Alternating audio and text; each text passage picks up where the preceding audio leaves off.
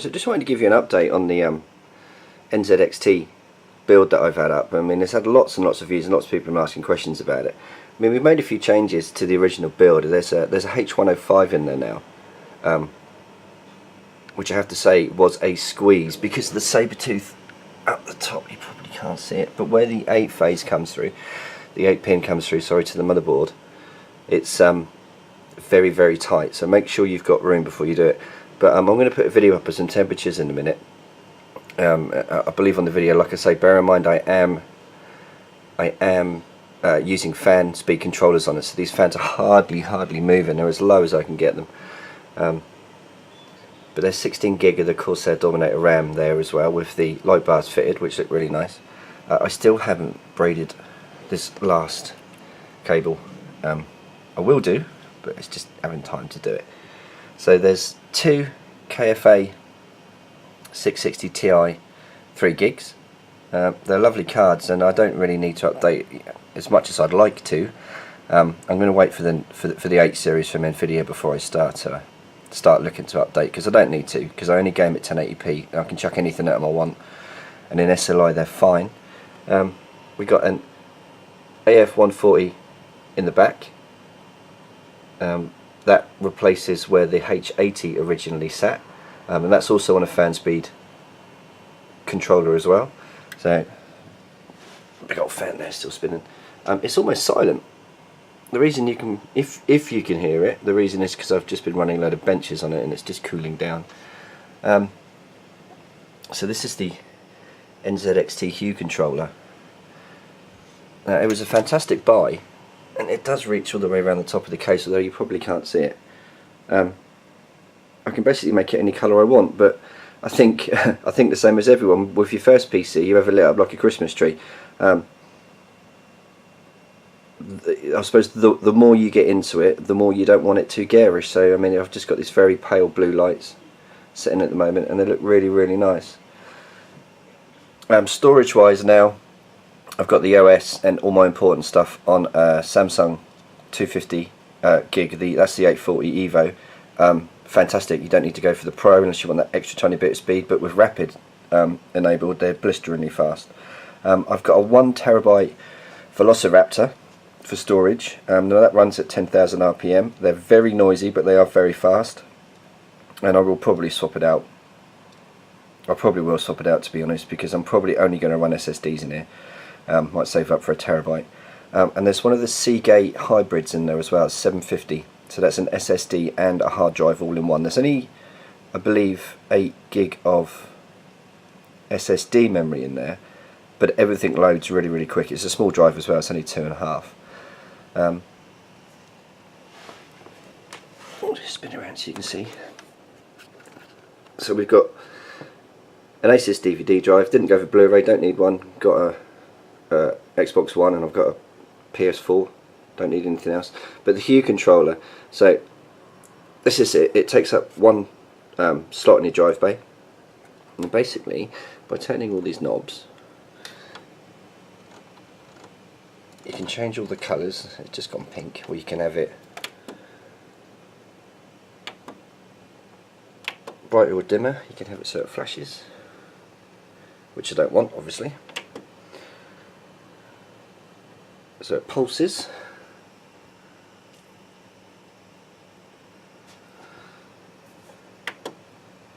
You can have it so it cycles all the available colours, which again, if you want garish stuff, why not? It looks nice in pictures. And you can have it so it slowly fades between all the colours.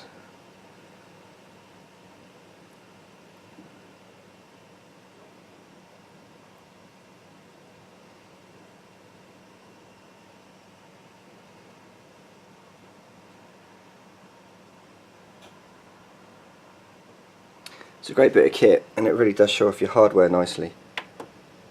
Okay, we'll just set it back to blue as I have it. Now the two KFA cards, we're not going to be able to see it, have this little pulsing light underneath. Now being, so you can see it now that. Now being as I've got them on a standard board, you don't see it. All you see is a small glow underneath. But if you had like a mini ITX build with them upright, they would look lovely. They're very hard to get hold of now though, because obviously the 7 series is out and that's all that anyone wants. Right, I'm just going to cut to some benches and show you some temperatures with the H105. I've been meaning to make this video for ages, but you know, didn't have time to do it. And then I'll come back with a little conclusion. So I just wanted to show you some temps that I'm getting from the H105. Now this is an i7 running at 4.5. As you can see, I've got real temps running. Now you may be thinking, oh, it's getting hot. Well, bearing in mind I've got fan speed reducers on everything. The fans are hardly moving. I think that's pretty damn good, to be honest. I've got one of these chips that won't go to 4.6 no matter what I do to it. But you know, 4.5 is fine, and I actually had it wound down to 4.3 for a while with the H80 because it was struggling, to be honest. The H80 was struggling to keep it cool because I had to put so much voltage through it. But this is on 1.25 flat at 4.5, stable.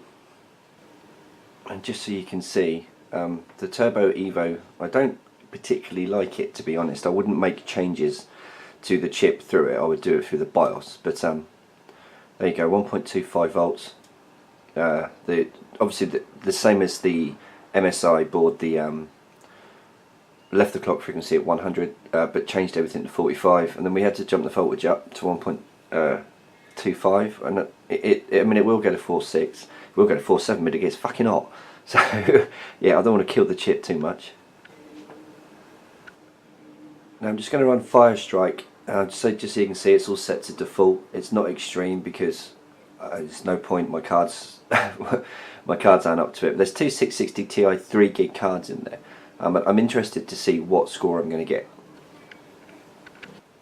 And there we go, with the processor back up to 4.5, I get an extra 200 odd points on Firestrike, so it does show you it makes a difference. I'll just scroll down to have a look at the details. So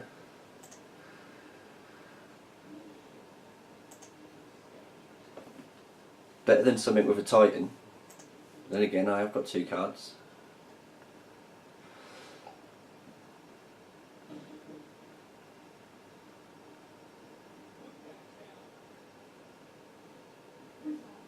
So the core clock, I mean, this thing boosts to about 1250.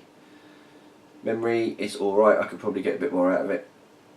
Turbo clock, just under 5 for some bizarre reason. And this is wrong, because my RAM is running at 1866. So that's a great score. So we have a look at my other scores.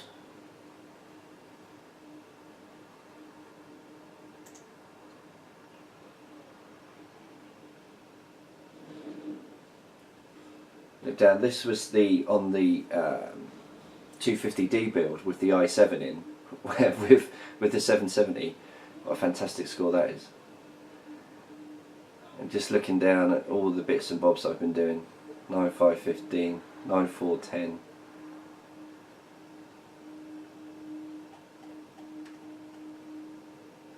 Yeah, I'm happy with that. Back up to 4.5, it's stable, and we're getting a lot more Firestrike out of it, which is always a treat. Right, so this is the kind of conclusion to the H105 fitting I did back in February, and I want to talk to you about temperatures. Now you can see during the last one, it was getting into the 70s. It's perfectly acceptable for a i7 3770K to get that hot. Running at 4.5. I could get it so much colder if I used the standard SPs or I took the fan reducers off. So I'm using the quiet editions, plus I've got fan speed reducer cables on there as well. So the idea is just to build as silent a rig as I can, really, because it's in my lounge, you know, and I don't want all this noise going on.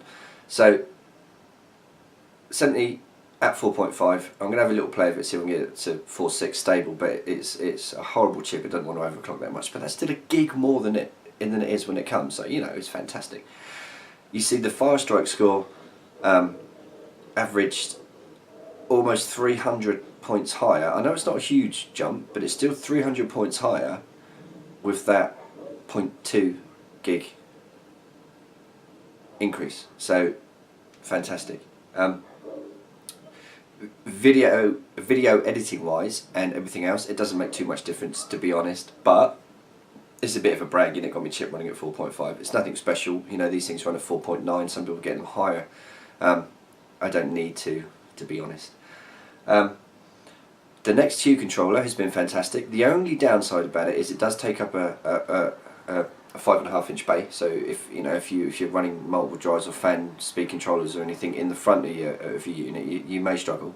And the sticky tape didn't like to stick up. I had to use the old tie wrap sticks and get it to stick round. But they're about 25 quid, 30 quid. And if you want some subtle lighting like I have now, or you want it to flash and blare, then yeah, you got the choice in there. So the two 3 gig